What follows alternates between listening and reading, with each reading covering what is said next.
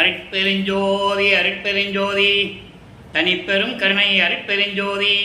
எல்லா உயிர்களும் இன்புற்று வாழ்க, வள்ளல் மலரடி வாழ்க வாழ்க, கொல்லா விரதம் குவளை எல்லாம் ஓங்குக, நல்லோர் நினைத்த நலம் பெறுக, நன்றி நினைத்த எல்லோரும் வாழ்க இசைந்து. உலக மக்களே, அறிவார்ந்த அன்பர்களே, ஆண்மநேய ஒருமைப்பாட்டுடைய அன்பர்களே, வல்லப்பெருமான் அருளிய திருவொற்பாவிலிருந்து அருட்பெருஞ்சோதி ஆண்டவருடைய திருவிளையாடலை பார்த்து கொண்டிருக்கிறோம். வல்லப்பெருமான் அருளிய திருவொற்பாவிலே 6 திருமுறைகளிலிருந்தும் எப்படியெல்லாம் இறைவனுடைய திருவிளையாடல் நடந்தது என்பதையும், எப்படியெல்லாம் இறைவனிடம் அருளை பெற்றுக் கொண்டார் என்பதையும் ஒவ்வொரு திருமுறையிலிருந்து பார்த்து கொண்டிருக்கிறோம். அன்பர்களே, அதைவிட இன்றைக்கு ஒரு அற்புதமான நாள். இன்று அருட்பெருஞ்சோதி ஆண்டவராகிய நமது வல்லப்பெருமான் அவர்கள் இந்த பூலோகத்திற்கு வருவிக்க உற்ற நாள். வருவிக்க உற்ற நாள் என்பது இறைவனாகவே ஒரு காரியத்திற்காக இந்த பூலோகத்திற்கு வருவிக்க உற்றவர். அவர் வருவிக்க உற்ற இடம் சிதம்பரம் பக்கத்திலே மருதூர் என்ற கிராமத்திலே ராமையா பிள்ளை சின்னையம்மை அவர் என்பவர்களுடைய இல்லற வாழ்க்கையிலே வருவிக்க உற்றவர், இறைவனால் வருவிக்க உற்றவர். இந்த நிலையை நாம் தினமும் பதிவில் பார்த்துட்டு இருக்கோம். இருந்தாலும் இன்று கூறுவது மிகவும் சிறப்பானது. இந்த பிரபஞ்சம் தோன்றிய காலத்திலிருந்தே 4 யுகங்களிலிருந்து சமயங்களும் மதங்களும் மார்க்கங்களும் ஜாதிகளும் எப்படியெல்லாம் செயல்பட்டன என்பதை 4 யுகங்களிலுமே இருந்து கொண்டு அதை அறிந்து கொண்டு இந்த 4 யுகங்கள் முடிந்தவுடனே கிரேதயுகம், திரேதயுகம், துவாரயுகம், கலியுகம் முடிந்து விட்டது. இந்த 4 யுகங்கள் முடிந்தவுடனே கலியுகத்தினுடைய கடைசி கட்டத்தில் வல்லப்பெருமானவர்கள் தனது தந்தை அருட்பெருஞ்சோதி ஆண்டவரால் வருவிக்க உற்றார். வருவிக்க உற்றதற்கு காரணம், சமயங்களும் மதங்களும் மார்க்கங்களும் ஜாதிகளும் சூழ்ந்திருந்த காலகட்டங்களில் எப்படியெல்லாம் மக்கள் துன்பப்பட்டு கொண்டிருந்தார்கள் என்பதையெல்லாம் பார்த்து கொண்டிருந்து, அதன் பிறகு உலக மக்கள் இன்பமாக வாழ வேண்டும், சமரசமாக வாழ வேண்டும் என்பதற்காக அருட்பெருஞ்சோதி ஆண்டவர் சுத்த சன்மார்க்கத்தை நிறுவி அதை தன் மகன் கையில் ஒப்படைத்து உலக மக்களையெல்லாம் சுத்த சன்மார்க்கத்தில் சேர்த்து உலக மக்களெல்லாம் இன்புற்று வாழ வேண்டும், மரணமில்லா பெருவாழ்வில் எல்லோரும் வாழ வேண்டும் என்ற நோக்கத்திற்காக தன் அருளால் பெற்றெடுத்த ஒரு ஆண்மகனை செல்வப்பிள்ளை என்று பெயரிட்டு வளர்த்து கொண்டிருக்கிறார் சுத்த சிவஞான வெளியில். அப்படிப்பட்ட மகனை ஒரு தாயின் வழியாக இந்த உலகியலிலே வருவிக்க செய்தார். காரணம், தன் மகனை சமயங்களிலும் மதங்களிலும் மார்க்கங்களிலும் இருக்க செய்து அதன் நிலைகளை எல்லாம் அனுபவித்து அதை மக்களிடம் சொல்ல வேண்டும். அதன் பிறகு சுத்த சன்மார்க்கத்தை மக்களிடம் சொல்ல வேண்டும். அதோடு மட்டுமல்ல, மக்கள் எல்லாம் உயிர் இரக்கத்தோடும் ஜீவகாருண்ய ஒழுக்கத்தோடும் உயிர் நேயர் மனித நேயத்தோடும் உலக மக்களெல்லாம் ஒன்றுபட்டு வாழ வேண்டும் என்பதற்காகத்தான் வல்லப்பெருமான் அவர்கள் வருவிக்க உற்றார். அந்த அற்புதமான நாள் இன்று நாம் எல்லாம் பாக்கியம் செய்திருக்கிறோம். இறைவன் வருவிக்க உற்ற நாளை மக்களிடம் சொல்லுவதில் நான் பெரும் மகிழ்ச்சி அடைகிறேன். அந்த நிலையில் இருக்கும்போது ஒரு தந்தையினுடைய எப்படி வருவிக்க விட்டார் என்ற நிகழ்ச்சியை உலக மக்களுக்கு சொல்ல வேண்டும். ஏன்னால் இறைவனுடைய திருவிளையாடலை சொல்ல வேண்டும். நாம் ஏற்கனவே பதியத்தில் நான் சொல்லிக் கொண்டிருக்கிறேன். இருந்தாலும் இன்று சொல்லுவது மிகவும் சிறப்பானதாகும். அப்படிப்பட்ட தனது மகனை, தன் அருளால் பெற்றெடுத்த ஒரு ஆண்மகனை, செல்வப்பிள்ளை என்று பெயரிட்ட தனது மகனை உலகியலில் வர வேண்டும் என்பதற்காக ராமையா பிள்ளை என்பவருடைய விந்து அணுக்களில் ஒரு அணுவாக கொண்டு வைக்கிறார். அந்த விந்து அணு வெளிப்பட்டு தெளிவாக கூறுகிறார் வல்லப்பெருமான் அவர்கள். மக்களிடம் யாரும் சொல்லவில்லை. அந்த உண்மையை சொல்லுவதில் நான் பெரும் மகிழ்ச்சி அடைகிறேன். அப்போ உபசாரத்தால் பெற்ற தந்தை என்பான் ஒருவனுடைய சுக்கில பையிலிருந்து அதில் அணுவாக இருந்த நான் ஒரு உபசாரத்தால் பெற்ற தாய் என்பால் ஒருத்தியின் சுரோதன திரளில் கலந்து அந்த தாயின் கருவறையிலே போய் அடைந்தேன். அப்ப அந்த தாயின் கருவையில் அடைந்த பிறகு பௌதீக வடிவம், அதாவது பிண்ட வடிவத்தில் நான் உருவாகி வரும்போது ஒரு அந்த தந்தையினுடைய உபசாரத்தால் பெற்ற தந்தையினுடைய சுக்கில பையில் விந்து பையில் நான் அணுவாக இருக்கும்போது கூட அந்த துர்நாற்றத்தையும் அந்த உஷ்ணத்திலும் அந்த துர்நாற்றத்திலும் என்னை காப்பாற்றியவர் என் தந்தை அருட்பெருஞ்சோதி ஆண்டவர் என்று கூறுவார். அப்படி வந்து வருவிக்க உற்றவர் ஒரு தாயின் கருவறையிலே இருக்கும்போது கருவறை இருட்டாக இருக்கிறதே என் தந்தையே என்று சொல்லும்போது அருட்பெருஞ்சோதி தன் மகனுக்கு ஒளி காட்டியதையும், தாயின் கருவறையில் இருக்குவது பசி என்று சொல்லும்போது அருட்பெருஞ்சோதி ஆண்டவர் அந்த கருவறைக்கு சென்று தன் மகனுக்கு அருளமுதம் ஊட்டியதையும், உடம்பு புழுக்கமாக இருக்கிறதே காற்று வரவில்லை என்று சொல்லும்போது அமுத காற்று தென்றல் காற்று வீசியதையும் தெளிவாக வல்லற்பமானவர்கள் குறிப்பிட்டிருக்கிறார்கள். அதன் பிறகு தன் மகனை வருவிக்க செய்துவிட்டு 1823ஆம் ஆண்டு தொடங்கிய திருவிளையாடல் வல்லப்பமான வருவிக்க உற்ற ஆண்டு 5/10/1823ஆம் ஆண்டு. அப்போ அந்த 1823ஆம் ஆண்டிலிருந்து அருட்பெருஞ்சோதி ஆண்டவராகிய அந்த நாள் வல்லப்பமான் இறைவனாகிறார். தந்தை மகனோடு இரண்டரை கலந்து 2 பேரும் அருட்பெருஞ்சோதி ஆகிறார்கள். அப்போ அந்த 30/1/1874 வரைக்கும் இந்த 51 ஆண்டுகளை 8 ஆண்டுகளாக பிரித்து அருட்பெருஞ்சாண்டவர் தன் மகனுக்கு அருளை கொடுத்து கொண்டிருக்கிறார். அப்படிப்பட்ட இறைவன், அருட்பெருஞ்சோதி ஆண்டவராகிய இறைவன், இந்த பிரபஞ்சத்தை இயக்கிக் கொண்டிருக்கின்ற இறைவன், படைத்தல், காத்தல், அழித்தல், மறைத்தல், அருளல் என்ற 5 தொழில்களையும் செய்து கொண்டிருக்கின்ற இறைவன் நமது வள்ளல் பெருமான் என்பதை நான் பதிவு செய்ய கடமைப்பட்டிருக்கிறேன். அப்படிப்பட்ட ஒரு அற்புதமான கடவுளை நாம் பெற்றிருக்கிறோம். அருட்பெருஞ்சோதி ஆண்டவராகிய வல்லப்பெருமான் அவர்கள் இப்படியெல்லாம் வருவிக்க உற்று தன் தந்தையினால் எப்படியெல்லாம் இந்த பூலோகத்தில் இருந்தார் என்பதை ஒவ்வொரு பாடலின் மூலமாக நாம் பார்த்து கொண்டிருக்கிறோம். நல்லா கவனிச்சுட்டே வரணும். வருவிக்க உற்ற பிறகு 8 ஆண்டுகள் வரைக்கும் இறைவனிடமிருந்து எந்த அருளையும் பெற முடியவில்லை.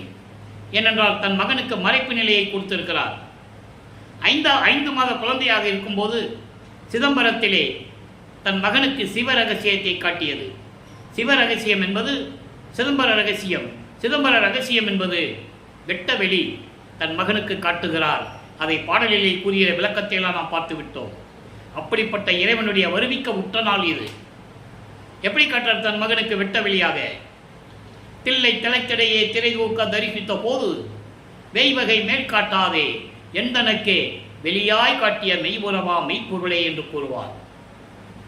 எனது தந்தையாகிய அருட்பெருஞ்சோதி ஆண்டவர் எனக்கு அவருடைய சுயரூபத்தை காட்டினார், வெளியாக காட்டினார் என்று கூறுவார். அப்படிப்பட்ட மகனை வருவிக்க செய்துவிட்டு முதல் 8 ஆண்டுகள் வரையிலும் எந்த விதமான அருளை கொடுக்காமல் திருவிளையாடல் செய்து கொண்டிருக்கிறார். அப்போது நமது குழந்தை இறைவன் வல்லப்பமானவர்கள் மனன் ஒரு நிலையில் இல்லாமல் வீட்டிலேயும் இருக்க முடியவில்லை. உலகிலேயே இருக்கின்றவர்கள் என்ன இவன் பிள்ளை ஒன்றுமே படிக்க போக மாட்டேன்றான், ஊர் சுற்றிட்டு இருக்கான் சொல்லுவது இயற்கை. அந்த மனநிலையில் இருக்கும்போது 2வது 8 அடி எடுத்து வைக்கிறார் நமது பிள்ளை பெருமானவர்கள். 2வது 8 என்பது 9வது ஆண்டிலிருந்து 16 ஆண்டுகளுக்குள் என்ன நடந்தது என்பதை திருவருட்பாவிலிருந்தே பார்த்து கொண்டிருக்கிறோம். அப்போ 9வது ஆண்டு தொடக்கத்தில் அருட்பெருஞ்சோதி ஆண்டவர் அவர் முன் தோன்றி, என்னால் வருவிக்க உற்றவன் நீ என் மகன். நல்லா கவனிக்கணும். நீங்கள் சும்மா வருவிக்க உற்றார் என்று சொல்லிட்டா மட்டும் போதாது, அவருடைய இறையாற்றலை உலக மக்களுக்கு சொல்லணும். அது இன்று சொல்லுவது மிகவும் சிறப்பு. இது நாள் வரைக்கும் நம்ம 4 ஆண்டுகளாக திருவருட்பாவை பற்றி சொல்லிக் கொண்டிருக்கிறேன். ஆனால் இன்று சொல்லுவது மிகவும் சிறப்பு. அருட்பெருஞ்சோதி ஆண்டவராகிய நமது இறைவன் வல்லற்பமானவர்கள் வருவிக்க உற்ற நாள். விண்ணுலகிலிருந்து இந்த பூலோகத்திற்கு ஒரு தாயின் வழியாக வருவிக்க உற்றவர். அவர் ஒவ்வொரு யுகங்களிலும் இருந்தவர். அதற்கான ஆதாரங்கள் திருவருட்பாவிலே உண்டு. ஊழி தோறும் ஊழி உளவினும் உளப்பெறாது ஓங்கி வாலி என்று எனக்கு வைத்த நன்னிதியே. அருட்பெருஞ்சோதி அகவல் இது. ஊழி தோறி ஊழி உளவினும் அடியா உடம்பை அளித்தனன். 6ஆம் திருமுறையில பாடல். ஊழி தோறும் ஊழி உயிரழைத்து ஓங்கினன். ஒவ்வொரு யுகத்திலேயும் இருந்தவர் என்பதை திருவருட்பாவிலே பல பாடல்களில் இருந்து எடுத்துக்காட்டுகளை எல்லாம் நாம் ஏற்கனவே விளக்கி கூறிவிட்டேன். ஆக 9வது ஆண்டில் இறைவன் தோன்றி ஆட்கொண்ட பிறகு இவருக்கு மறைப்பு நிலையை கொடுக்கிறார். ஏனென்றால் சமயங்களும் மதங்களும் மார்க்கங்களும் சூழ்ந்திருந்த காலகட்டங்களில் இவரை வருவிக்க செய்து அந்த சமயங்களில் சொல்லப்பட்ட நெறிகளை பின்பற்ற செய்து சைவ சமயத்தின் அடையாளமாகிய திருநீரை பூசிக்கொள்வது, உத்திராட்ச மாலையை போட்டுக்கொள்வது, இதையெல்லாம் நமது பிள்ளை பெருமான் அவர்கள் செய்து கொண்டிருக்கிறார்கள். செஞ்சுதான் ஆகணும், காலத்தின் கட்டாயம். அப்போ அவர் சிவபெருமான் நமச்சிவாயா, ஓ சிவாய நமா, சிவசிவா என்றெல்லாம் சொல்லி இறைவனை வழிபட்டு கொண்டிருக்கிறார். அந்த நிலையிலிருந்து பார்த்து கொண்டிருக்கிறோம். 1ஆம் திருமுறையிலே திருவருள் முறையீடு இறைவனிடம் எப்படியெல்லாம் முறையீடு செய்தார் என்பதை 232 பாடல்களிலே பார்த்து விட்டோம். இப்போ இறைவனை பற்றி பாடியாச்சு, ஒரு பலனும் இல்லை, ஒரு பிரயோஜனம் கிடையாது. அப்போது சரி, அப்பாவை பற்றி பாடியாச்சு, எதுவும் பிரயோஜனம் இல்லை, அம்மாவை பற்றி பாடுவோன்னு சொல்லி அம்மையை பற்றி பாடுகிறார், வடிவுடையம்மனை பற்றி பாடுகிறார். அது வடிவுடை மாணிக்க மாலையாக நமக்கு அருளி இருக்கிறார்கள் 100 பாடல்கள். ஒவ்வொரு பாடலின் மூலமாக நாம் ஒவ்வொரு திருமுறையிலிருந்தும் இவர் எப்படியெல்லாம் அந்தந்த காலகட்டங்களில், அந்த 8 ஆண்டுகளில், ஒவ்வொரு 8 ஆண்டுகளிலும் நமது இறைவன் பிள்ளை பெருமானவர்கள் எப்படி இருந்தார் என்பதை நாம் பார்த்து கொண்டிருக்கிறோம். நல்லா கவனிச்சிக்கணும். இப்போ அவருக்கு சுத்த சன்மார்க்கம் தெரியாது, அருட்பெருஞ்சாண்டவர் தெரியாது, அவருக்கு மறைப்பு நிலை இருந்து கொண்டிருக்கிறது. அவருக்கு இப்போ தெரிஞ்சதெல்லாம் சிவபெருமான், நமச்சிவாய, சிவாய நம, இப்படி தான் நாட்கள் ஓடிக்கொண்டிருக்கிறது. இப்போ வடிவுடை மாணிக்க மலையை பற்றி பார்க்குறோம். இன்னைக்கு 8வது பாடல் நல்லா கவனிங்க. மலையான் தபம் செய்து பெற்ற முத்தே. ஏன்னா சிவபெருமானை பற்றி பாடியாச்சு, அவர் அருள் கொடுக்குற மாதிரி தெரியல. சரி, அம்மாவை பாடி அம்மா மூலியம்மா அப்பா கிட்ட போகலாம், அந்த முடிவில் இருக்கிறார் அவர். அப்போது மலையான் தபம் செய்து பெற்ற முத்தே, ஒற்றிவாள் கனக சிலையான் மணக்க மணக்கும் தெய்வீக திருமலரே, அலையின் மலிகடல் பள்ளி கொண்டான் தொழும் அமுதே, ஆரமுதே, வளையான் அருமை மகளே, வடிவுடை மாணிக்கமே, அருளுகவே. அம்மனை பற்றி சொல்கிறார். எப்படி? மலையான் தபம் செய்து பெற்ற முத்தே, இமயமலையை ஆண்ட அரசன், இமயமலை அரசனுடைய மகள் உமையாளே, வடிவுடை மாணிக்கமே, ஒற்றிவாள் கனக சிலையான் மணக்க, திருவொற்றியூரிலே இருக்கின்ற இமயமலையை வில்லாக வளைத்து கொண்ட இறைவன் உன்னை மணக்க நீ மனம் வீசிக்கொண்டிருக்கிறாய், அருள் மனம் வீசிக்கொண்டிருக்கின்ற தெய்வீக திருமலரே, வடிவுடை அம்மனே, என் மாணிக்கமே, அலையான் மலிகடல் பள்ளி கொண்டான் தொழும் ஆரமுதே, பார்க்கடலிலே பள்ளி கொண்டிருக்கின்றானே திருமால், அவன் வணங்கக்கூடிய என் தெய்வமே, என் அன்னையே. அதான் சொல்றாரே, அலையான் மலிகடல், பார்க்கடல், பார்க்கடலிலே பள்ளி கொண்டவன் திருமால் வணங்கக்கூடிய என் தெய்வமே, ஆர் அமுதே, வடிவுடை மாணிக்கமே, என் தாயே,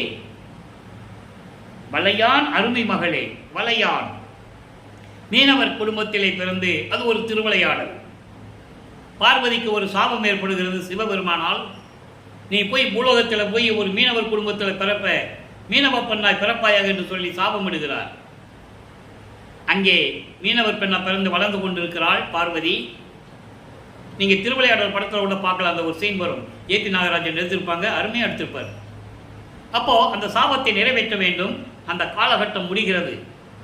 அப்போ இவரும் ஒரு மீனவர் வேடத்தில் இங்கே பார்வதியை அந்த மறைப்பு நிலையை நீக்கி ஆட்கொள்ளுவார். இதே நிலை தனமாலுக்கு வரும். இவர் தனக்கூடிய மாலை, தனமாலை திருமணம் செய்யும் போது இவர் தாலி கட்டினாதான் அந்த அம்மாவுக்கு விமோசனம் கிடைக்கும். நல்லா புரிஞ்சுக்கணும் இறைவனுடைய திருவிளையாடல். அந்த வரும்போது நம்ம பேசுவோம். இப்போ இந்த மாதிரி மீனவ பெண்ணாக பிறந்த மீனவ பெண்ணை ஒரு மீனவ தலைவன் வளர்த்து கொண்டிருக்கிறான். காலம் வரும்போது அந்த மகளை மணந்த, மீனவனுடைய மகளை மணந்த அப்படிப்பட்ட மகளே, வடிவுடை மாணிக்கமே என்று கூறுகிறார். இங்கே இறைவனுடைய திருவிளையாடலையும் கூறுகிறார், வடிவுடமணியுடைய நிலையையும் கூறுகிறார், அதே நேரத்தில் தனக்கு அருள வேண்டும் என்றும் கூறுகிறார். இந்த நிலை தொடர்கிறது. இப்போ அந்த 13வது ஆண்டில் ஞானம் பெற்ற பிறகு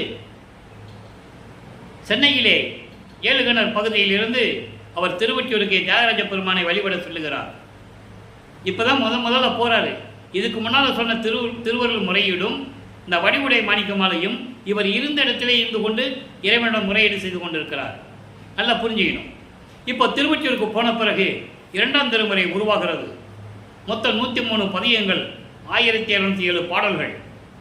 இதுவரைக்கும் 26 பதியங்களுடைய விளக்கங்களை பார்த்திருக்கிறோம். இன்று எழுத்தறியும் பெருமான் மாலை 20வது பதிகம். இந்த பதிகம் ஏற்கனவே நிலுவையில் இருந்தது. அது இந்த நேரத்தில் சொல்லுவதுதான் சரியாக இருக்கும் என்ற காரணத்தினால் இந்த வடிவுடை மாணிக்கமாலை சொல்லும்போது இதை நாம் கூற வேண்டிய நேரத்தில் கூறுகிறோம். இப்போ எழுத்தறியும் பெருமான் மாலை. இப்போ வல்லப்பமானவர்கள் 13வது ஆண்டில் இறைவன் தோன்றி ஞானத்தை கொடுத்து விட்டு சென்று விட்டார். 13வது ஆண்டில் முதலாக திருவொற்றியூர் சென்று தியாகராஜ பெருமானை எப்படியெல்லாம் முறையீடு செய்கிறார் என்பதையும் எப்படியெல்லாம் அருள வேண்டும் என்று கூறுகிறார் என்பதையும் இந்த பாடலிலே நாம் பார்த்து கொண்டிருக்கிறோம். நல்லா பாருங்க. எழுத்தறியும் பெருமான் மாலை 8வது பாடல். வடிவுடை மாணிக்கமாலையுடைய 8வது பாடலுக்கு இங்கே 8வது பாடலிலே எப்படி விளக்கம் இருக்கிறது 2ஆம் திருமுறையிலே. இப்போ வல்லப்பமானவர்கள் வருவிக்க உற்று 16 ஆண்டுகளுக்குள் இருக்கிறார். நல்லா புரிஞ்சுக்கணும் நீங்க. இப்போ எழுத்தர் பெருமான் மாலை எப்படி முறையீடு செய்கிறார்? உள் நாடும் என்பது உள் பிளஸ் நாடும் என்று படிக்க வேண்டும். உள்நாடும் என்பது உள்ளத்திலே தோன்றக்கூடிய என்று பொருள். உள்நாடும் வல்வினையால் ஓயா பிணி உழந்து புண்ணாக, வல்வினியால் ஓயாது உழந்து புண்ணாக நெஞ்சம் புழுங்குகின்றேன் புண்ணியனே கண்ணாளா உந்தன் கருணை எனக்கு அளிக்க என்னாயோ ஐயா எழுத்தறியும் பெருமானே. அதாவது எப்படி சொல்றாருன்னா, அதாவது என் உள்ளத்தில் சேர்ந்த, என் உள்ளத்தில் சூழ்ந்து கொண்ட கொடிய வினைகளினால் தொடர்ந்து நோயால் துன்பப்பட்டு என் மனம் புண்ணாக எவ்வளவு. அதாவது அன்பர்களை நல்லா கவனிங்க. இறைவனால் வருவிக்க விட்டவன் தெரிஞ்சிருச்சு, இறைவனுடைய மகனும் தெரிஞ்சிருச்சு. வெளியே சொல்ல முடியாது, சொல்லவும் கூடாது. அப்போ இந்த உலகில் இருக்கின்ற ஏளன பேச்சுகள், கேலி கிண்டல்கள், அவமானங்கள் எல்லாத்தையும் தாங்கிட்டு இருக்காரு. அப்போ அவர் மனசு எப்படி இருக்கும் கொஞ்சம் நினைச்சு பாருங்களேன். நினைச்சா உடம்பெல்லாம் சிலுக்குது, அப்படியே உள்ளம் அழுகுது, நமக்கு கண்ணில் தண்ணி வருது. ஒரு இறைவனை எப்படியெல்லாம் திருவிளையாடல் செய்கிறார் என்பதை நீங்கள் புரிந்து கொள்ள வேண்டும். சாதாரண பாடல்கள் அல்ல திருவெட்பா. தன் மகனை வரவைக்க செய்துவிட்டு சமயங்களிலும் மதங்களிலும் மார்க்கங்களில் ஈடுபடு செய்து இப்படியெல்லாம் திருவிளையாடல் செய்து கொண்டிருக்கிறார். காரணம், தன் மகனை பக்குவப்படுத்த வேண்டும், அருள் பக்குவப்படுத்த வேண்டும். பிற்காலத்தில் இதெல்லாம் மக்களுக்கு தேவையில்லை என்று சொல்ல வேண்டும். நல்லா புரிஞ்சுக்கணும். இப்போ இந்த நிலையில் இருக்கும்போது இப்படியெல்லாம் என் மனது புண்ணாக நெஞ்சம் குலுங்குகின்றேன், என் மனம் வருந்துகின்றேன். அந்த நிலையில் இருந்து கொண்டிருக்கிறேன். புண்ணியனே கண்ணாளா முக்கண்புடைய இறைவனே உந்தன் கருணை எனக்கு அளிக்க என்னாயோ. என் மேல கருணை காட்ட நீ நினைக்கவே கூட மாட்டாயா ஐயா எழுத்தறியும் பெருமானே என்று கூறுகிறார். இந்த 24 பதியங்களிலும் இதோடு மட்டுமல்ல, திருமுல்ல வாயிலுக்கு போவார்.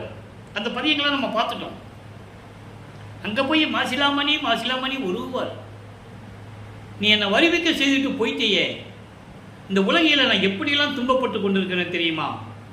உன்னால் வருவிக்க விட்ட சொந்தங்கள் என்னை ஏளனமாக பேசுகிறார்கள், என்னை பார்த்தவர்களெல்லாம் அவமானப்படுத்துகிறார்கள். மாசிலாமணியே, என் இறைவா, உன்னிடம் வந்தா ஏன்னு கூட கேட்க மாட்டேன்ற, வாய் திறந்து பேச மாட்டேன்ற, ஊமையா நீ கேட்கிற, ஊமையா நீ பேசுறேன். அங்கேயும் ஒரு புரோஜனம் இல்லை. அப்புறம் திருவள்ளித்தாயத்துக்கு போகிறாரு. சென்னையிலே ஒரு இடம் உண்டு திருவள்ளித்தாயம், வில்லிவாக்கத்துலேருந்து ஒரு 15 கிலோமீட்டர் இருக்குன்னு நினைக்கிறேன். அங்கே போய் இறைவனை வேண்டுறாரு. ஒன்றும் முடியல. கந்த துணியை கட்டிட்டு இருக்கியே, உனக்கு துணி வேறு துணியே கிடையாதா? யாரும் ஏமாத்த இந்த திருவிளையாடல் பண்ணிட்டு இருக்க? நான் அன்னைக்கே போக முடியாதுன்னு சொன்னேன், இன்னைக்கு நான் தெருவில் விட்டுட்ட பார்த்தியா? நீ எனக்கு ஒரு கந்த துணியை கொடு, நானும் கட்டிக்கிட்டு நிற்கிறேன். பிள்ளைய பிச்சைக்காரனாக்கிட்டான்னு இந்த உலகம் ஒன்று சொல்லும். அந்த இழிச்சொல்லுக்கும் பழி சொல்லுக்கும் ஆளாகாதே, விரைவில் வந்து எனக்கு அருள்வாயாக, என்னை பேச வைக்காதன்னு சொல்லுவார். என்னை ரொம்ப பேச வச்சிடாத, விரைவில் வந்து அருள்வாயாக என்று சொல்லுவார். ஆக வல்லப்பமானவர்கள் 16 ஆண்டுகளுக்குள் வருவிக்க உற்று 16 ஆண்டுகளுக்குள் இந்த நிலை தொடர்ந்து கொண்டிருக்கிறது. அதன் பிறகு 3வது ஏட்டில் அடியெடுத்து வைக்கிறார். 24, அதாவது 17வது ஆண்டிலிருந்து இந்த 17வது ஆண்டிலிருந்து 24 ஆண்டுகளுக்குள் என்ன நடந்தது என்பதை உலக மக்களுக்கு 3ஆம் திருமுறையிலிருந்து நமக்கு அருளியிருக்கிறார்கள். 3ஆம் திருமுறை மொத்தம் 19 பதியங்களை கொண்டது, 235 பாடல்கள். எல்லாவற்றையும் பார்த்து விட்டோம். இந்த 19 பதியங்களுடைய சுருக்கம். ஏனால் இறைவனுடைய திருவிளையாடல் சொல்லும்போது தினமும் சொல்லிதான் ஆக வேண்டும், தொடர்ச்சியை சொல்ல வேண்டும். அந்த 19 பதியங்களிலும் இப்போ நிலை மாறுகிறது. முன்னால் காட்சி கொடுக்காத இறைவன் இப்போ திருவொற்றியூருக்கு இவர் போவார். காலையிலே எந்திரிச்சு போயிடுவார். யார் எந்திரிக்க முன்னாலும் இவர் குளிச்சுட்டு போயிடுவார். அங்கே போய் தேவராஜ கோயிலில் முன்னால் தெருவில் நின்றுக்குவார், பாடுவார். இப்போ அவர் காட்சி கொடுக்கிறார். சிவபெருமான், தியாகராஜ பெருமான் இவருக்கு காட்சி கொடுக்கிறார். காட்சி கொடுத்ததும் சரி மறைஞ்சிடுவார். அப்போ இவருக்கு ஒரு தெம்பு வந்துடுது. ஸோ நிலை மாறிடுச்சு. இல்லை, இறைவனை பார்த்தாச்சு, நீ எப்படி அருளை பெற்று விடலாம் என்று சொல்லி தினமும் போக வேண்டியது, பாட வேண்டியது, இப்படியே நிலைகள் தொடர்ந்து கொண்டு இருக்கிறது. அந்த சுற்றி இருக்கிறவங்களாம் என்ன சொல்லுவாங்க, யார் இந்த பையன் இப்படி பைத்தியக்கார மாதிரி தெரிகிறானே, என்னத்தை தான் இவன் அருளை பெற போகிறான்னு தெரியலையே. உலகியல் அப்படி தானே சொல்லுவாங்க. உலகியலில் பேசுனதையெல்லாம் பதியங்களிலே, பாடல்களிலே சொல்லியிருக்கிறார். அந்த விதக்கழுத்தை நம்ம பார்த்துட்டோம். அப்போ இவன் மனம் ஒரு நிலையில் பொறுக்க முடியாமல் நாரையும் கிளியும் நாட்டுறும் தூதும் என்ற பதிகத்திலே 10 பாடல்களிலே தனது மனக்குமுறலை, மனதில் ஏற்பட்ட இயக்கத்தை, இறைவனிடமிருந்து அருளை பெற முடியவில்லை என்ற தவிப்பை, பரிதவிப்பை ஒரு நாரையிடம் தூது அனுப்புவது போல பாடல்களை நமக்கு அருளியிருப்பார். நாரையும் போகும், பதில் வராது. கிளிகளையும் தூது அனுப்புவார், பதில் வராது. அன்பர்களே, இதெல்லாம் திருவெட்பாவில் இருக்கின்ற உண்மைகள். நான் ஏற்கனவே 4 ஆண்டுகளாக திருவெட்பாக்கு விளக்கம் கூறிக்கொண்டிருக்கிறேன். ஒரு கருத்து கூட, ஒரு சொல் கூட திருவெட்பாவில் இருந்து மாறவே மாறாது. இருக்கின்ற உண்மைகளை உங்களிடம் விளக்கமாக கூறிக்கொண்டிருக்கிறேன். இத்தனைக்கும் தமிழ் இலக்கணம் தெரியாத என்னை, இலக்கணமும் இலக்கியமும் தெரியாத என்னை ஆட்கொண்டு 6 திருமுறைகளுக்கும் விளக்கம் கொடுத்து சதுரகிரியிலே 3 ஆண்டுகள் உட்கார்ந்து எழுதியிருக்கிறேன். இறைவனுடைய தயவால், கருணையால் அந்த விளக்கத்தை தான் உங்களுக்கு கூறிக்கொண்டிருக்கிறேன் என்பதை சொல்லுவதில், இன்று நமது இறைவன் வறுமைக்கு விட்ட நாளிலே சொல்லிக் கொள்வதில் பெரும் மகிழ்ச்சி அடைகிறேன். அப்போ கடைசி பதிகம் 19ஆம் பதிகம், ஒரு குறைத்து பின்னுடைய கூறி கேட்பாரு, ஜோசியெல்லாம் போய் கேட்பாரு, உலகையில் இப்படியெல்லாம் நடப்பாங்க. அது போல தான் இருக்கிறாரு. காரணம் இருந்துதான் ஆகணும். அப்போ இவருக்கு சுத்த சன்மார்க்கத்தை தெரியாது. நல்லா புரிஞ்சுக்கணும். நீங்கள் சமயங்களையும் மதங்களையும் மார்க்கங்களையும் சார்ந்துக்கிட்டு தான் இருக்கிறாரு. அப்போது 19வது பதியத்தில் தான் இவரை பார்த்து சிவபெருமான் தெருவழியா எப்படி ஓடுறாரு அப்படிங்கிறத அந்த பதிகத்திலே தெளிவாக நமக்கு அருளி இருக்கிறார்கள். அங்கே மூலஸ்தானத்திலிருந்து அப்படியே வருவார் தியாகராஜ பெருமான், சிரிச்சுக்கிட்டே வருவாராம். இவருக்கு தெருவோரத்தில் நிற்பார். இவர் மகனை பார்த்து அவர் சிரிச்சுக்கிட்டே வராராம். சிரிச்சுட்டே வந்து பக்கத்தில் வந்து அப்படியே யூட்டர்ன் எடுத்து போயிடுவார். யூட்டர்ன் எடுத்து திரும்பி பார்க்காம போவாராம். அருகில் வந்து திரும்பி பார்க்காமல் ஓடுகிறார் என்று சொல்லுவார். நானும் பின்னாலே ஓடுனேன், ஓட்டத்தை பிடிக்க முடியலையே. அதை ஏன் சொல்றாரு? அப்போ அவருக்கு பறக்கும் சக்தி இல்லை. அண்டங்களை விட்டு கலக்கக்கூடிய ஒரு நிமிஷத்தில் போவார். அந்த மாதிரி சக்தியெல்லாம் இப்போ அவருக்கு இல்லை. அப்போது அந்த நிலையில் இருக்கும்போது இவரை பார்த்து சிவபெருமான் தெருவழியாக ஓடுவதையும் இவர் பின்னால் ஓடுவதையும் இதை பார்த்த மக்கள் என்ன நினைப்பாங்க? யாரை பார்த்து ஓடுறான் இவன், பைத்தியக்காரன் தானே சொல்லுவாங்க. அந்த அவமானங்களையும் பேச்சுகளையெல்லாம் காதிலே கேட்டுக்கொண்டு இருந்து கொண்டிருக்கிறார். இப்போ நிலைகள் மாறுகிறது. 4வது எட்டில் அடியெடுத்து வைக்கிறார். 4×8 = 32. 24 ஆண்டுகள் வரைக்கும் எந்த விதமான அருளை பெற முடியாத நமது இறைவன் வல்லப்பெருமான் அவர்கள் 25வது ஆண்டில் அடியெடுத்து வைக்கும்போது என்ன நிலைகள், அந்த 8 ஆண்டுகளில் எப்படியெல்லாம் அருளை பெற்றுக்கொண்டார் என்பதை 4ஆம் திருமுறையிலிருந்து நாம் பார்த்து விட்டோம். 8 பதிகங்களிலும் 197 பாடல்கள், அத்தனை விளக்கங்களையும் பார்த்து விட்டோம். பின்னால் இருக்கின்ற 4 பதிகங்கள் வந்து ஏற்கனவே நான் கூறியது போல சமயக்குறவர்களை பற்றி பாடியது. திருநாவுக்கரசர், திருஞான சம்பந்தர், சுந்தரர், மாணிக்கவாசகரை பற்றி பாடியது. ஏனென்றால் சைவ நெறியை பரப்பியவர்கள், இறைவனுடைய அருளை பெற்றவர்கள், முத்தி அடைந்தவர்கள். நல்லா கவனிக்கணும், முத்தி அடைந்தவர்கள். முத்திக்கு அப்புறம் தான் சித்தி என்பதை நாம் ஏற்கனவே விளக்கத்தை கூறிவிட்டோம். இந்த நிலையில் இருக்கும்போது அவர்கள் பற்றி போற்றி பாடியுள்ளார் என்பது உண்மை. அப்போ இந்த 197 பதியங்களிலும் அன்பு மாலை 31 பாடல், அருட்பிரகாச மாலை 100 பாடல்கள், ஆனந்த மாலை, சௌந்தர மாலை, அபராத மன்னிப்பு மாலை, அதிசய மாலை, ஒவ்வொரு பாடல் பதியத்திலும் 10 பாடல்கள், எல்லா விளக்கங்களையும் பார்த்து விட்டோம். இனி 2 பதியங்கள் நிலுவையில் இருக்கிறது. பிரசாத மாலை, பத்தி மாலை. அது சொல்ல வேண்டிய நேரத்தில் கரெக்டாக வந்து சொல்லுவோம். இப்போது அந்த மாதிரி இருக்கும்போது இவர் என்ன பண்ணிட்டார், இப்போது 27வது ஆண்டு தொடங்குது. அப்போது தனமாலை, தனக்கோடி அம்மையார் என்றும் சொல்லுவார்கள், தனமாலை என்றும் சொல்லுவார்கள். அந்த அம்மையாருக்கு தாலி கட்டி அந்த அம்மையாருக்கு விமர்சனத்தை கொடுக்கணும். இது ஏற்கனவே நிர்ணயிக்கப்பட்டது. ஒரு மாது பெற்ற மகன் பொருட்டாக உவந்து முன்னம் ஒரு மாமனாகி வழக்குரைத்தாய், என் வழக்கு உரைத்ததற்கு இரு நிலத்து போல் வேடங்கட்டி இருத்திக்குளோ, திருமால் வணங்கும் பதத்துவா நான் உன் சிறுவன் என்றே என்று ஒரு பாடலிலே கூறுவார். எதுக்காக அந்த பெண்ணுக்கு என்ன தாய்மாமன் ஆக்கின? சரி, தாய்மாமன் ஆக்கின இல்லை, நீ என்ன வேஷம் மட்டும் தானே போட சொன்ன. இரு நிலத்துக்கும், உலகத்துக்கும் சரி விண்ணுலகத்துக்கும் சரி, வேஷம் மட்டும் தானே நீ என்ன போட சொல்லிட்ட. நான் எப்படி அவசரப்படுறேன் பாரு, நான் உன் மகன் அல்லவா அப்படின்லாம் சொல்லுவார். இது ஏற்கனவே நிர்ணயிக்கப்பட்டது. அதனால்தான் அந்த அம்மா இவர் வருவிக்க விட்ட சொந்தத்தில் வந்து பிறக்கிறாங்க. நல்லா புரிஞ்சுக்கணும். அப்போ அந்த பெண்ணுக்கு இவர் தாய்மாமன் ஆகிறார், உறவாகிறார். இது உலகியல்ல, உலகியலுக்கு உறவாகிறார். நல்லா புரிஞ்சுக்கணும். வல்லற்பமானவர்களுக்கு எந்த உறவும் கிடையாது. அருட்பெருஞ்சோதி ஆண்டவரை தவிர மெய் உறவா மெய்ப்பொருளை என்று கூறுவார், என் மெய் துணை என்று கூறுவார். இதனால் வல்லப்பமானவர்கள் வருவிக்க விட்டதனால் இதெல்லாம் அவருக்கு ஏற்பட்ட சொந்தங்கள். அவரே சொல்லுவார். நல்லா புரிஞ்சுக்கணும். அப்போ அந்த சொந்தங்கள் ஏற்பட்ட பிறகு கல்யாணம் பண்ண சொல்கிறாங்க. உலகில் இவரை வந்து ஒரு சாதாரண மனிதனாக தான் நினைத்து கொண்டிருக்கிறார்கள். ஏதோ சிவபெருமானை கும்பிட்டு இருக்கான், பொறுப்பு இல்லாமல் ஊர் சுற்றிட்டு இருக்கிறான், எப்படியாவது அதாவது கல்யாணம் பண்ணி வைக்கணும், கால் கட்டு போடணும். இது உலகில் சொல்கிற வாழ்க்கை, இது இயற்கை. அதுபோல் நீ அக்கா பொண்ணை கல்யாணம் பண்ணிக்கணும்னு சொல்கிறாங்க. இவர் முடியாதுன்ற, எனக்கு இல்லற வாழ்க்கையில் எனக்கு விருப்பம் இல்லை, என்னை விட்டுருங்கன்னு சொல்கிறாரு. ஏன்னா அப்படி தான் சொல்லணும். இவருக்கு தெரியும் நம்ம தான் தாலி கட்ட போகிறோன்னு இவருக்கு தெரியும்.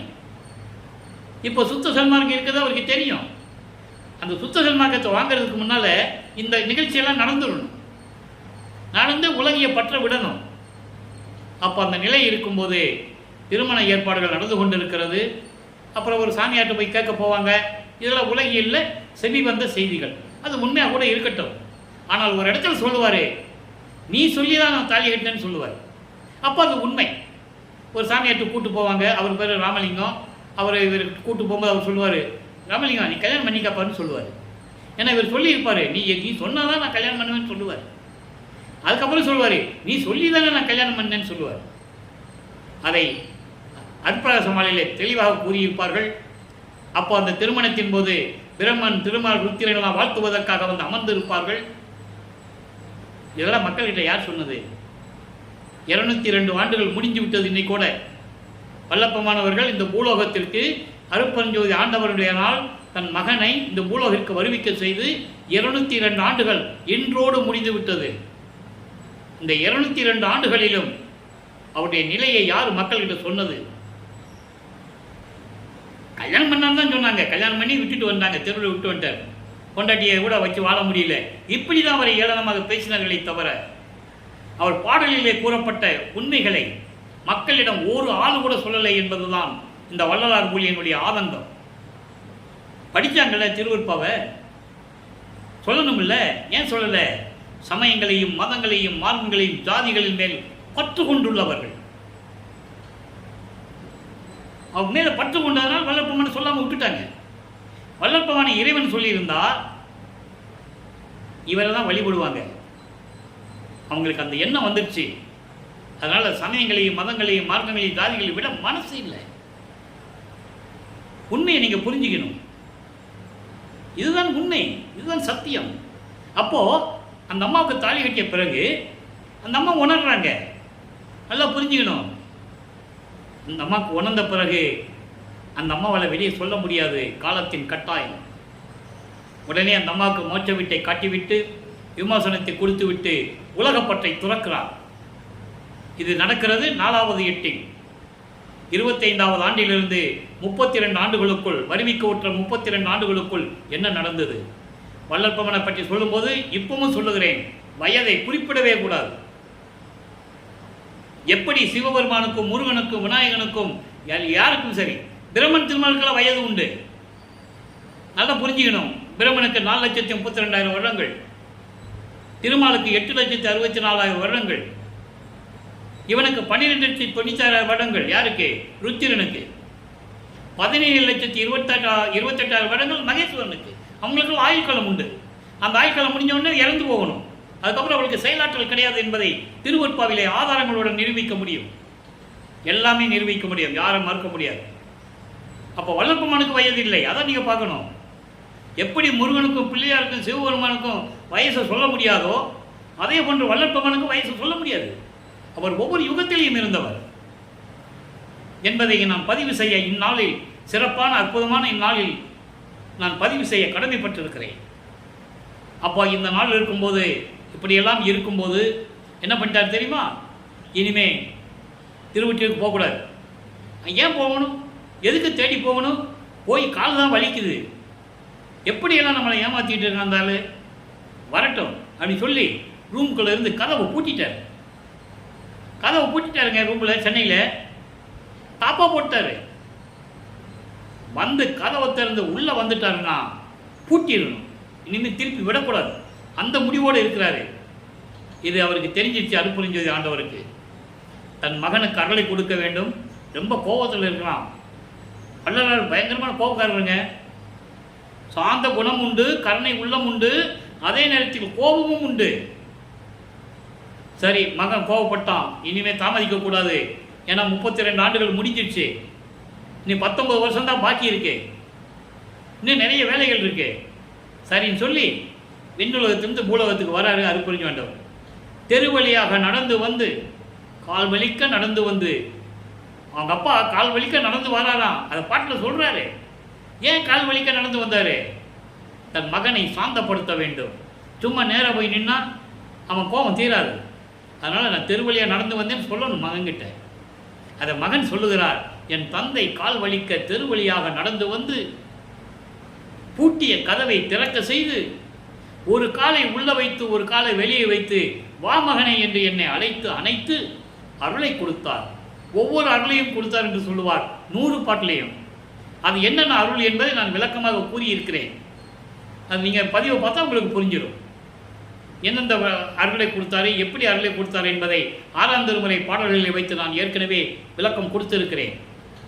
இப்போ இந்த நிலைகள் எல்லாம் வரும்போது அவர் வருகிறார், கதவை திறக்கிறார், ஒரு காலை உள்ளே வச்சு ஒரு காலை வெளியே வைக்கிறார் அருட்பெருஞ்சோதி ஆண்டவர்.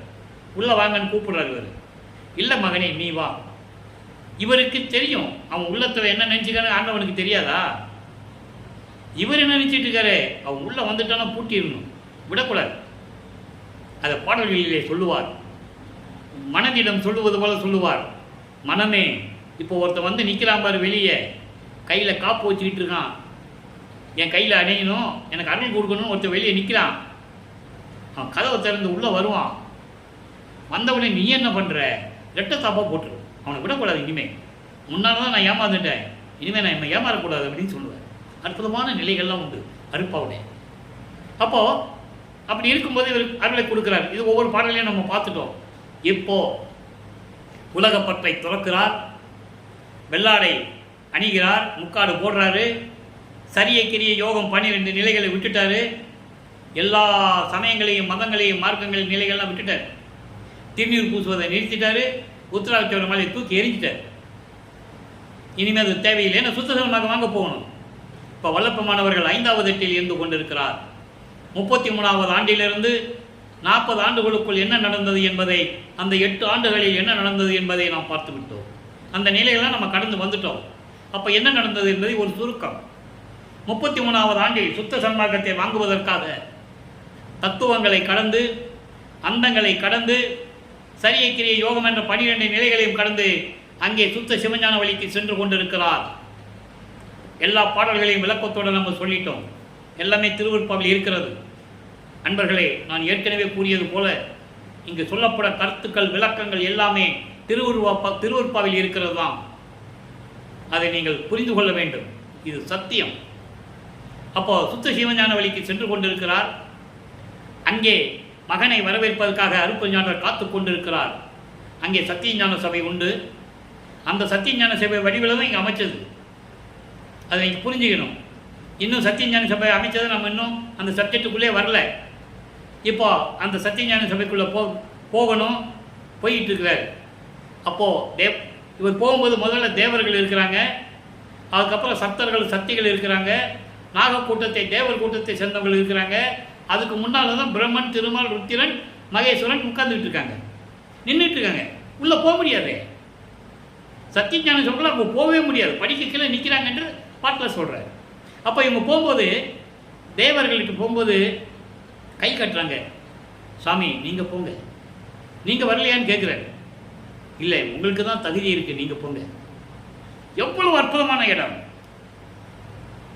அவர்கள் கை காட்ட, சைகை காட்டன்னு சொல்லுவார் பாட்டில், அருமையாக இருக்கும்.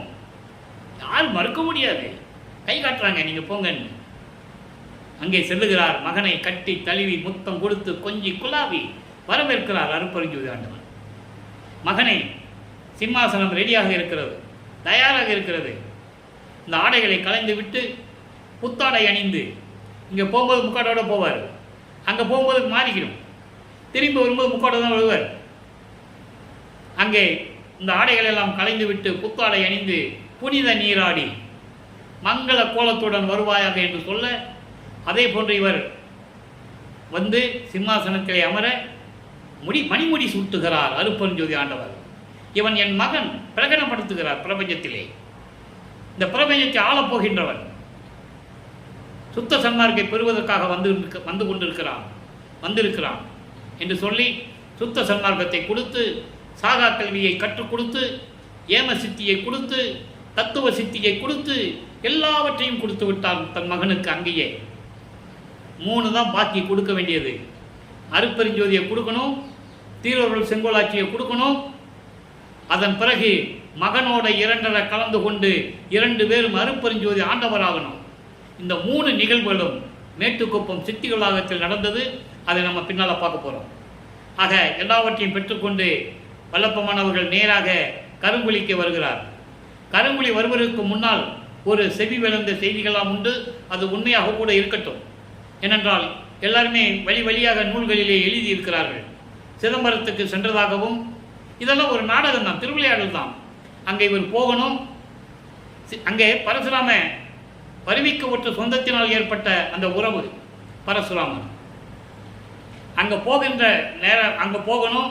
அங்கே கருங்குழியில் இருக்கின்ற வெங்கடரெட்டியார் அங்கே இருக்கணும். அந்த நேரத்தில் இங்கே அவர் போகணும். இது வந்து திருவிளையாடல் தான். அப்போ அதே நேரத்தில் அவங்க 2 பேரும் அங்கே இருக்காங்க. இவர் அங்கே போகிறார். சிதம்பரத்துக்கு போகிறாருன்னா வானத்திலிருந்து நேராக வரார். விண்ணுலகத்திலிருந்து நேரம் அங்கே தான் போகிறார்.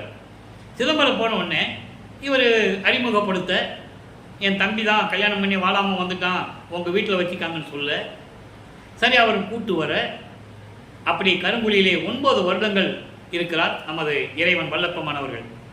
அவர் இருந்த இடத்திற்கு ஒரு பெயர் வேண்டும் என்பதற்காக தண்ணீரால் விளக்கரித்த இல்லம் என்ற ஒரு பெயர் உருவாகிவிட்டது.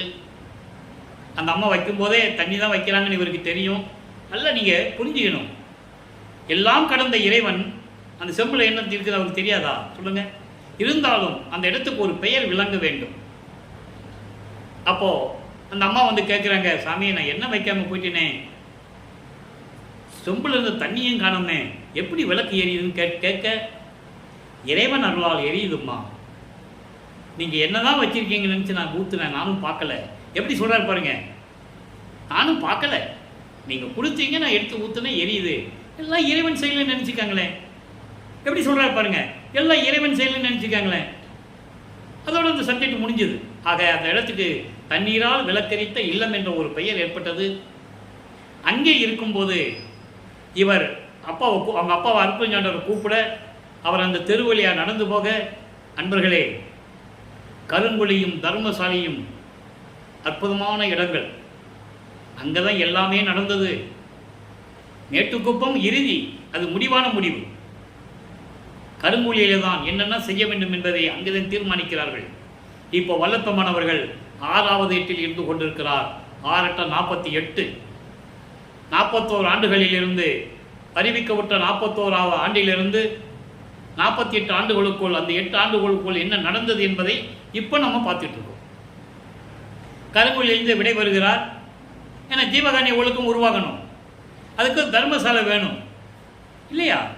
அப்போ ஏற்கனவே பார்வதி மக்கள்கிட்ட தீர்மானித்தபடி அந்த இடத்திலே ஒரே நாளில் 23/5/1867 ஒரே நாளில் தர்மசாலையை நிறுவி அன்றே அணை அடுப்பை ஏற்படுத்தி வருகின்றவர்களுக்கு பசியை போக்கிக் கொண்டிருக்கிறார் நமது இறைவன் வல்லப்பெருமான் அவர்கள். அப்போ ஜீவகாருண்ய ஒழுக்கம் உருவாகிறது. ஜீவகாருண்ய ஒழுக்கம் 7 தலைப்புகளிலே, 7 பிரிவுகளிலே நமக்கு அருளி இருக்கிறார்கள். அதை நம்ம பின்னால் பார்க்க போகிறோம். பசி, பிணி, தாகம், இச்சை, எளிமை, பயம், கொலை. இது பசியும் கொலையும் பரஜீவகாருண்யம், மீது எல்லாம் அபரஜீவகாருண்யம் என்று கூறுகிறார். அந்த விளக்கங்களை நம்ம பின்னால் பார்ப்போம். இப்போ 1869ஆம் ஆண்டு சாதிகளையும் மதங்களையும் மார்க்கங்களையும் சமயங்களையும் எல்லாம் சார்ந்தவர்கள் ஆறுமுக நாவலார் என்பவருடைய தலைமையிலே வடலூரிலே ராமலிங்க பிள்ளை என்பவர் எந்த கல்லூரியிலும் கற்காமல், புலவர் பட்டம் பெறாமல், இலக்கண இலக்கிய பிழைகளோடு பாடல்களை இயற்றி அதை திருவருட்பா என்று பெயரிட்டு திருமுறைகள் என்று அழைத்துக் கொண்டிருக்கிறார். அதை தடை செய்ய வேண்டும், திருவருட்பா பாடல்களை மறுப்பா என்று அறிவிக்க வேண்டும் என்று சொல்லி வழக்கு தொடர்ந்து விட்டார்கள். விசாரணை வருகிறது. நமது இறைவன் பிள்ளைப்பெருமான் அவர்கள் அங்கே செல்கிறார். நீதிபதிக்கு காட்சி கொடுக்கிறார். அவர் புரிந்து கொள்ளுகிறார். அப்போ சொல்கிறாங்க, வழக்கை பற்றி நீங்கள் என்ன சொல்லுகிறீன்னு கேட்கும்போது, இறைவனால் அருளப்பட்டது, இதில் எந்த விதமான பிழையும் இல்லை என்று கூறுகிறார். உடனே அவர் நீதிபதி தீர்ப்பு கூறுகிறார், திருவருட்பாவை மறுப்பா என்று அறிவிக்க முடியாது என்று கூறி தீர்ப்பு கூறுகிறார். ஆனால் உலகியலிலே எல்லாம் எந்திரிச்சு நின்றாங்க, அதனால் வழக்கு தள்ளுபடியாச்சுன்னு சொல்லுவாங்க. அப்படியெல்லாம் கிடையாது. விசாரணை நடந்தது. முழுவும் விசாரணை கேட்டு அந்த தீர்ப்பு வழங்கப்பட்டது. அப்போ அந்த நிலையில் இருக்கும்போது மறுபடியும் தர்மசாலைக்கு நமது பிள்ளைப்பெருமான் வருகிறார்கள். அதுக்கப்புறம் இடையில நடந்த செவிவில் இந்த செய்திகள்லாம் உண்டு. அது பல நூல்களிலே எழுதியிருக்கிறார்கள். நீங்கள் படித்து கூட தெரிந்து கொள்ளலாம். சங்கராச்சாரியர் வந்ததும் அவர் சமஸ்கிருதம் தாய்மொழி என்று சொல்லவும், தமிழ் தந்தை மொழியாக இருக்கட்டும் என்று இவர் கூறியதையும், அங்கே ஒரு சிறு பிள்ளையை பல மொழிகளிலே பேச வைத்ததும் இதை கண்டு சங்கராச்சாரியார் இவருடைய அருள் ஆற்றலை புரிந்து கொண்டதையும் இப்படியெல்லாம் சொல்லுவார்கள். அது உலகில் செவி வந்த செய்திகள் இருக்கட்டும், நல்லது. அதன் பிறகு உத்தரஞான சிதம்பர மாலை உருவாகிறது. அந்த பாடல்களை எல்லாம் நாம் பார்த்து விட்டோம். உத்தர சிதம்பர மாலையிலே இந்த இடத்துடைய சிறப்பு என்ன, சுத்த சன்மார்க்கம் என்ன, சுத்த சன்மார்க்கத்தில் இருந்தால்தான் இறைவன் அருளை கொடுப்பார் என்பதையும் உத்தரஞான சிதம்பரையிலே கூறியதை பார்த்து விட்டோம். அதன் பிறகு சமாதி வற்புறுத்தல் என்ற பதிகம் உருவாக்கி அந்த பதிகத்தினுடைய பாடல்களை எல்லாம் நாம் பார்த்து இவருடைய மனநிலைகள் எல்லாம் எப்படி இருந்தது, இவரை யாரும் ஏற்றுக்கொள்ளவில்லை, உடனே இருந்தவர்களெல்லாம் சதி செய்தார்கள் என்பதையெல்லாம் எப்படியெல்லாம் பாடல்களிலே சொன்னார்கள் என்பதையெல்லாம் நாம் பார்த்து விட்டோம். இப்போ நடராஜபதி மாலை உருவாகிறது. நல்லா கவனிக்கணும். நடராஜபதி மாலை என்பது நடராஜனை பற்றி பாடுவதல்ல. அருட்பெருஞ்சோதி ஏன் இந்த பாடலை நமக்கு அருளியிருக்கிறார் என்றால், வருங்காலத்தில் நடராஜபதி என்பது அருட்பெருஞ்சோதி ஆண்டவர் என்ற நிலையை உலக மக்கள் புரிந்து கொள்ள வேண்டும். ஏன்னா இப்போ இதுவரைக்கும் நடராஜனும் அருட்பெருஞ்சோதி ஒன்று தான் சொல்லிக்கிட்டு இருக்காங்க. அது தவறு என்பதை உணர்த்த வேண்டும் மக்களுக்கு என்பதற்காகத்தான் நடராஜபதி மாலையை நமக்கு அருளியிருக்கிறார்கள். நடராஜன் என்பவன் சைவ சமயத்தை சேர்ந்த ஒரு கர்ம சித்தர். சிவபெருமான், நடராஜன், சொக்கலிங்கம் எல்லாம் ஒரே குரூப்பு சமயங்களை, சைவ சமயத்தை சேர்ந்தவர்கள். அதே மாதிரி வைஷ்ணவ சமயத்தை சேர்ந்தவர்கள் திருமாலை பல பெயர்களை வச்சுட்டு இருப்பாங்க. ஏழுமலையா, வெங்கடேசன், அரங்கநாதன், இப்படி நிறைய பெயர்கள் உண்டு. இது அவங்க சுதந்திரம். அவங்களுடைய சமயங்களுக்கு ஏற்ற தலைவரை பல பெயர்களில் அழைத்து கொண்டிருக்கிறார்கள். அவங்க சுதந்திரம். ஆனால் சுத்த சன்மார்க்கம் ஒரே மார்க்கம், ஒரே தலைவன், ஒரே இறைவன் அருட்பெருஞ்சோதி. இந்த அருட்பெருஞ்சோதி தான் இவர்கள் எல்லாம் உருவாக்குனது. பிரம்மன் திருமால் ருத்திர உருவாக்குனது என்பதை திருவருட்பாவிலே நாம் பார்த்து விட்டோம். அகவலிலே உண்டு. சிருட்டி தலைவரை சிருட்டி அண்டங்களை அருள் திரள் வகுத்த அருட்பெருஞ்சோதி. ஏன் திருவடி புகழ்ச்சியிலே சொல்லுவார் 1ஆம் திருமுறையிலே, மறையவன் செயல் உலகாக்கின்ற அதிகார வாழ்வை ஈந்தருள் நுட்பதம். இதிலிருந்து நீங்கள் புரிஞ்சுக்கணும், இவங்களாம் உருவாக்குனது அருட்பெருஞ்சாண்டவர்கள் நீங்கள் புரிஞ்சுக்கணும். இவர்கள்லாம் வல்லற்பமானை வணங்குகிறார் என்று சொல்வதை நீங்கள் நம்பணும். முதல்ல திருவருட்பால் அவர் தானே சொல்லியிருக்காரு, சித்தி உலகத்தில் தினமும் என்ன வணங்குறாங்கன்னு. அப்போ நம்பணும்ல, மக்கள்கிட்ட சொல்லணும், நம்பணும். நம்புவாங்க, யாரும் சொல்லலை. அப்போ இந்த நிலையில் இருக்கும்போது நடராஜபதி மாலை எப்படி உருவாச்சு, என்ன சொல்கிறாரு நல்லா கவனிக்கணும். முதல்ல நடராஜபதி மாலையை சொல்லும்போது 5 பஞ்சபூதங்களில் இறைவன் எப்படி இருந்தான்னு சொல்லுவார். இது வரைக்கும் நம்ம நிலம் நீர் பார்த்துட்டோம், இன்னைக்கு நெருப்பை பார்க்க போகிறோம். பஞ்சபூதங்களில் இறைவனுடைய நிலை எப்படி இருந்தது உலக மக்களுக்கு சொல்லணும். இது வரைக்கும் யாரும் சொன்னதில்லை. சும்மா பஞ்சபூதங்கள் இருந்தது இப்படி தான் சொல்லிக்கிட்டு இருந்தாங்க. அதில் இறைவனுடைய நிலை என்ன, அருட்பெருஞ்சாண்டவருடைய நிலை, அது உலக மக்களுக்கு சொல்கிறார். ஒல்லிய நெருப்பிலே இன்னொரு சின்ன விஷயத்தை சொல்ல நான் கடமைப்பட்டிருக்கிறேன். காரணம், நான் திருவருட்பாவை பற்றி பேசும்போது ஏற்கனவே நான் சொன்னதுதான், மற்ற நூல்களை பற்றி பேசுவதில்லை. இந்த இடத்தில் நான் திருக்குறளை பற்றி சொல்ல கடமைப்பட்டிருக்கிறேன். காரணம், திருக்குறளை பாடமாக நடத்தியவர் வல்லற்பமானவர்கள் என்பதை மறுப்பதற்கில்லை, யாரும் மறுக்க முடியாது. காரணம், 1330 பாடல்களிலே எல்லா நிலைகளையும் கூறியிருப்பார் திருவள்ளுவர். ஆனால் பஞ்சபூதங்களை பற்றி அவர் கூறியதில்லை. நல்லா புரிஞ்சுக்கணும், பஞ்சபூதங்களை பற்றி அவர் கூறியதில்லை. நீர் நெருப்பு காற்று ஆகாய விண்டங்களை பற்றியும் அண்டங்களை பற்றியும் அவர் கூறியதில்லை. அவர் பெற்ற ஞானத்தினால் அவர் என்னென்ன மக்களுக்கு வேணுமோ அது மட்டும் சொன்னார் என்பது உண்மை. அப்போ அந்த 1330 திருக்குறள் பாடல்கள், ஒவ்வொரு அதிகாரத்துக்கும் 133 அதிகாரங்கள். அது ஒவ்வொரு அதிகாரத்துக்கும் 2 வரியாக கூட்டினா என்னாச்சு, 266 இல்லையா? இந்த 1330 கூட்டுங்க, 1596. அதுதான் அகவல். இந்த பஞ்சபூதத்தினுடைய நிலைகளெல்லாம் கூறியது வல்லற்பமான் ஒருத்தர் தான். அதுதான் 266 வரிகள். அது எல்லாத்தையும் சேர்த்து தான் அகவலாக நமக்கு அருளியது. அவர் அகர முதல்ல எழுத்தெல்லாம் ஆதி பகவன் முதற்றை உலகன்னு சொன்னார். அந்த ஆதி பகவன் யார், அருட்பெருஞ்சோதின்னு இவர் சொன்னார். நல்லா புரிஞ்சுக்கணும் நீங்கள். அப்போ அருட்பெருஞ்சோதியுடைய செயல் எப்படியெல்லாம் இருந்தது என்பதை திருவருட்பாவிலே நமக்கு அருளியிருக்கிறார்கள். இதுதான் உண்மை. சரியா? இப்போது நெருப்பை பற்றி கூடும்போது சொல்கிறாரு, முதல் பாடலை சொல்லிடுறேன், சொல்லிட்டு சுருக்கமான விளக்கம். ஒல்லிய நெருப்பிலே உப்பிலே, நெருப்பில் உப்பு உண்டு, உப்பிலே உப்பிலா ஒளியிலே, ஒப்பிலா ஒளியிலே சுடரிலே மேல் ஓட்டிலே. உஷ்ணம் நம்ம தலையில் பட்டா எப்படி இருக்கும், சூட்டிலே வெப்பம், உஷ்ணம் சூட்டிலே உள்ளாடும் ஆட்டிலே. வெப்பம் வந்துச்சுன்னா உள்ளத்தில் எப்படி ஐயோ வேர்க்குதே வேர்க்குதேன்னு சொல்லுவோம்ல, அது. ஆதி அந்தத்திலே தெல்லிய நிறத்திலே, தெல்லிய நிறம், நெருப்பு எப்படி இருக்கும், தெளிவாக இருக்கும், சிவப்பாக இருக்கும். அதான் தெல்லிய நிறம் என்று சொல்லுகிறார். தெல்லிய நிறத்திலே அருவத்திலே, அருவத்திலே எல்லாம் செய்ய வல்ல செய்கதனிலே சித்தாய் விளங்கி உபசித்தாய சக்திகள் சிறக்க வளர்கின்ற ஒளியே. நெருப்புல எப்படி இறைவன் இருக்குன்னு சொல்ற. நெருப்பு எப்படி இருக்கும், நெருப்பிலே உப்பிலே உப்புத்தன்மை உண்டதுக்கு, ஒப்பில்லா ஒளியிலே சொல்ல முடியாத அளவுக்கு ஒளி வீசும். நெருப்பு வந்தா ஒரு இடத்துல பத்திக்கிட்டு நெருப்பு எரியுதுன்னா என்ன இருக்கும், சுற்றி இருக்கலாம் ஒளி வீசும். அதே போல உஷ்ணத்திலே தலைமையில உஷ்ணம் எப்படி இருக்கும், உள்ளத்தில் எப்படி இருக்குன்னா சொல்றாரு. அப்படி ஒளிந்து கொண்டிருக்கின்ற பிரகாசித்துக் கொண்டிருக்கின்ற இறைவனே வல்லிய சிவானந்த மலையே.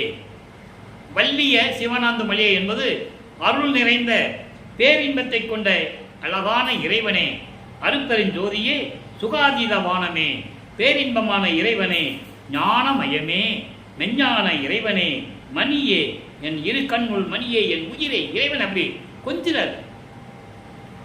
என் வாழ்வே, என் வாழ்க்கையின் வைப்பே, என் வாழ்க்கையின் வைப்பு நிதியே, அருள் செல்வமே, துல்லிய மனப்பேயை உள்ளூர் அடக்கி.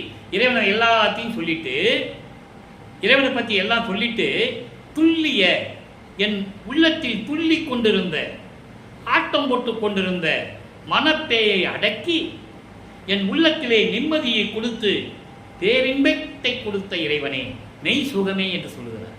இறைவனுடைய நிலையை சொல்லிட்டு அப்படிப்பட்ட என்னுடைய உள்ளத்தில் இருக்கின்ற பேயை அடக்கி பேரின்பத்தை கொடுத்த எனக்கு ஈந்த துணையே, அப்படிப்பட்ட இறைவனே. அடுத்த வரிதான் முக்கியமான வரி. சுத்த சிவ சன்மார்க்க நிதியே அருப்பெருஞ்சோதி நடராஜ மணி குருவே நடராஜ பதியே. அருப்பெருஞ்சோதி நடராஜ பதியே. ஏன் அருப்பெருஞ்சோதி முன்னால் போட்டாரு? ஏன்னா பிற்காலத்தில் இவங்கெல்லாம் நடராஜனை பற்றி பாடிட்டாருன்னு சொல்லிடக்கூடாது. புரியுது உங்களுக்கு? அதுதான் அருப்பெருஞ்சோதி நடராஜ பதியே அப்படின்னு போட்டார். தனி நடராஜன் சொல்லுவார் சர்க்குரி மாலையில், சர்க்குருமணி மாலையில் இன்னைக்கு பார்க்க போகிறோம். அடுத்து சர்க்குருமணி மாலை நல்லா கவனிங்க. சர்க்குருமணி மாலையில் என்ன சொல்றாரு? தத்துவ மசிநிலை. தத்துவ மசிநிலை இது தானே. தத்துவ மசிநிலை என்பது நீயும் நானும் ஒன்று அப்படிங்கின்ற ஒரு நிலை. அத்துவிதம். துவைதம் என்பது வேறுபாடு உள்ளது. துவைதம் என்பது வேறுபாடு உள்ளது. அத்துவைதம் என்பது ஒன்று. அப்போ இறைவனும் நானும் ஒன்று என்ற ஒரு நிலை, அதன் தத்துவ மசி நிலை. அப்படிப்பட்ட நிலை இதுதானே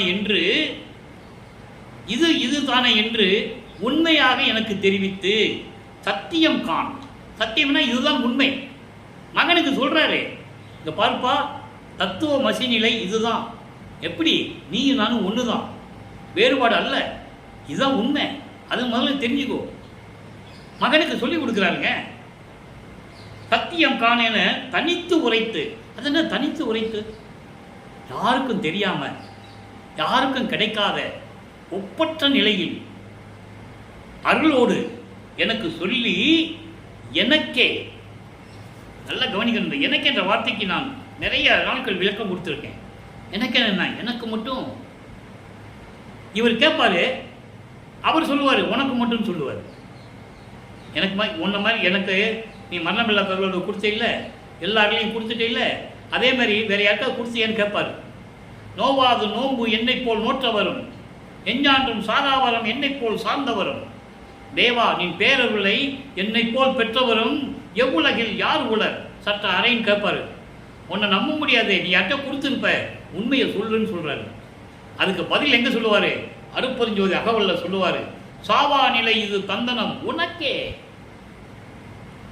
இவர் எனக்கேன்னு சொல்லுவாரு, அவர் உனக்கேன்னு சொல்லுவார். உனக்கு மட்டும் தான் கொடுத்த மகனேன்னு சொல்லுவார். அதான் இங்கே சொல்றாரு,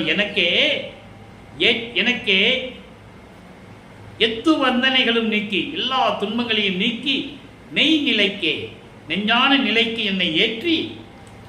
நெஞ்ஞானம் முதல்ல சமயங்களிலும் மதங்களிலும் மார்க்கங்களில் இருக்கும்போது, 9வது ஆண்டிலே இருக்கும்போது ஞானத்தை மட்டும்தான் கொடுத்தார். இப்ப மெஞ்ஞானத்தை கொடுத்து நான் இரவாத இயலளித்து சொல்லிட்டாரா. மரணமில்லா பெருவாழ்வை எனக்கு கொடுத்து அருளால், உன்னுடைய அருளால் எனக்கு மரணமில்லா பெருவாழ்வை கொடுத்து நிலையாக நிறுத்தி மெஞ்ஞானத்தை கொடுத்து என்னை மேல்நிலைக்கு ஏற்றி சித்து வந்து உலகங்கள் எவற்றினும் ஆட செய்வித்த, எல்லா உலகங்களையும் ஆண்டு கொள்வாயாக, நீயே பிரபஞ்சத்தை இயக்கி என்று எனக்கு கட்டளையிட்ட பேருள் சிவபரஞ்சுடரே.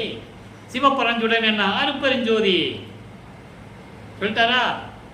இப்படிப்பட்ட வல்லற்பமான் நமது இறைவன் இன்று வருவிக்க உற்றனால், இந்த நேரத்தில் இதை சொல்லிக்கொள்வதை பெரும் மகிழ்ச்சி அடைகிறேன். உள்ளம் பூரிக்கிறது, ஆனந்த கண்ணீர் வடிகிறது. அப்படிப்பட்ட ஒரு இறைவனை நாம் பெற்றிருக்கிறோம். நல்லா நீங்க நினைச்சுக்கணும். அதோடு மட்டுமல்ல, பின்னால் ஒரு வரி சொல்லுவார் பாருங்க, சத்துவ நெறி தரும். சத்துவ நெறி என்னது? சாத்துவீக நெறி. சாத்துவீக நெறி எப்படி வரும்? சுத்த சன்மார்க்கத்தை பெற்றால் தான் வரும். சுத்த சன்மார்க்கத்தை பெற்றால் தான் கொலையும் தவிர்க்க முடியும். சுத்த சன்மார்க்கத்தை பெற்றால் தான் உருவ வழிபாட்டை நீக்க முடியும். சுத்த சன்மார்க்கத்தை பெற்றால்தான் உயிர் இரக்கம் இருக்கும். அவனுக்கு தீவகாரணிய ஒழுக்கம் மனசுல நிற்கும். அதான் சத்துவ நெறி என்று கூறுகிறார்.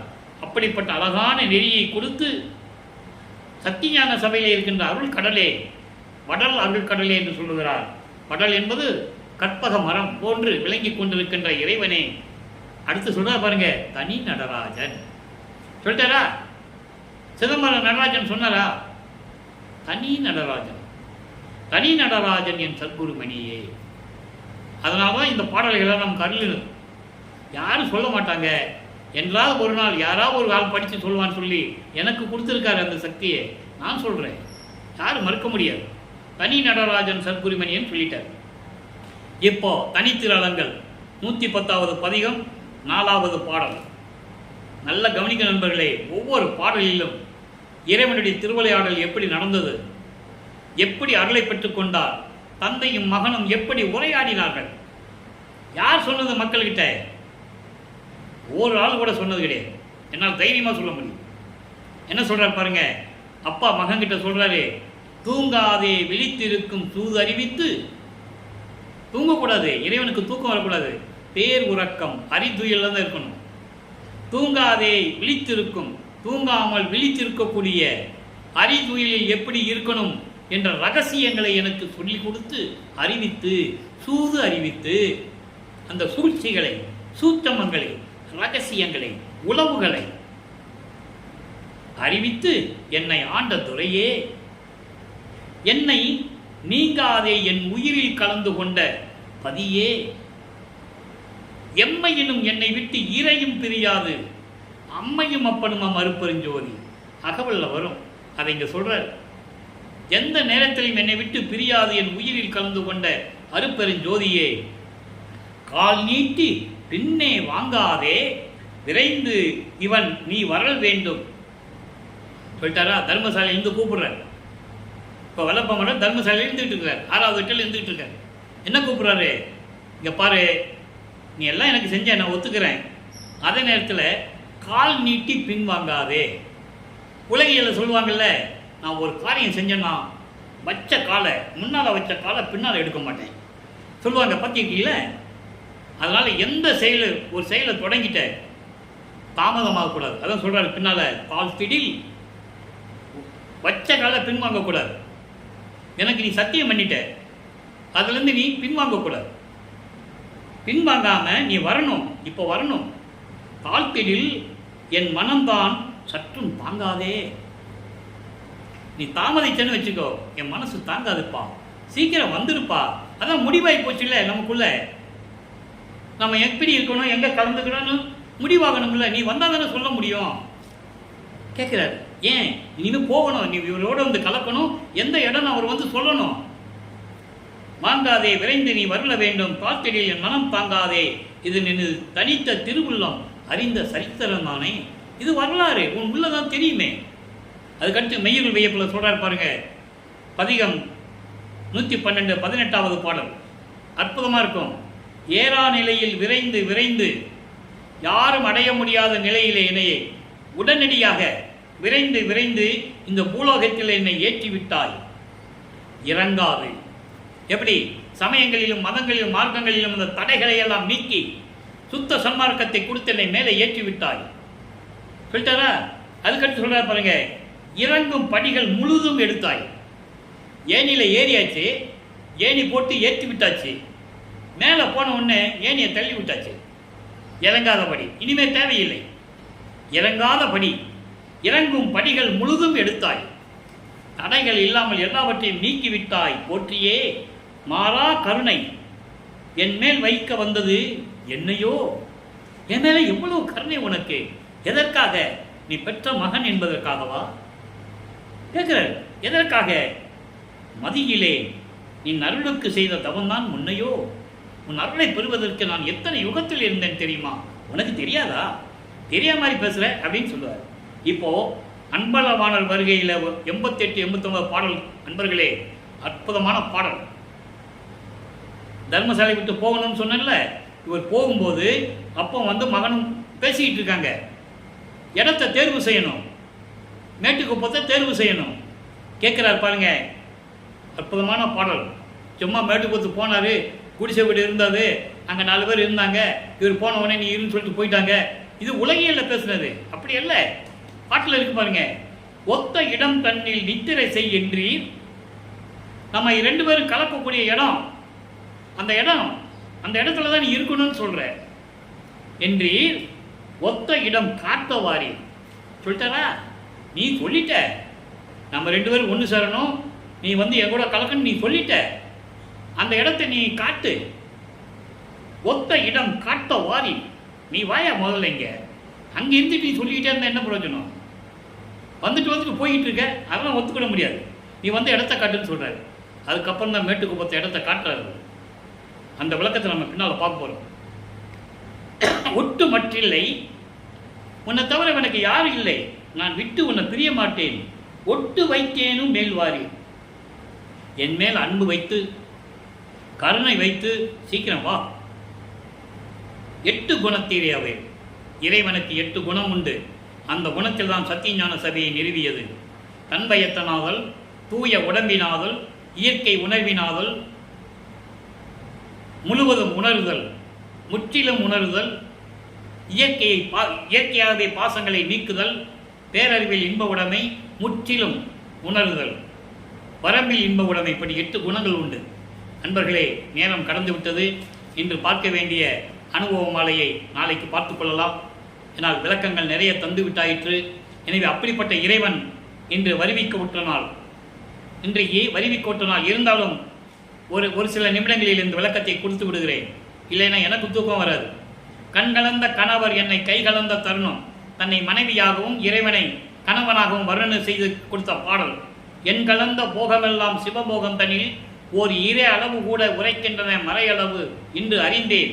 விண் கலந்த திருவாளர் உயிர் கலந்த தருணம், வினைந்து துயர் தீர்த்து அடைந்த சுகம் நினைத்திடும் போது உள் கலந்த ஆனந்த பெரும்போகம் அப்போது உற்றது என விழுங்க கற்றது கான் தோழி.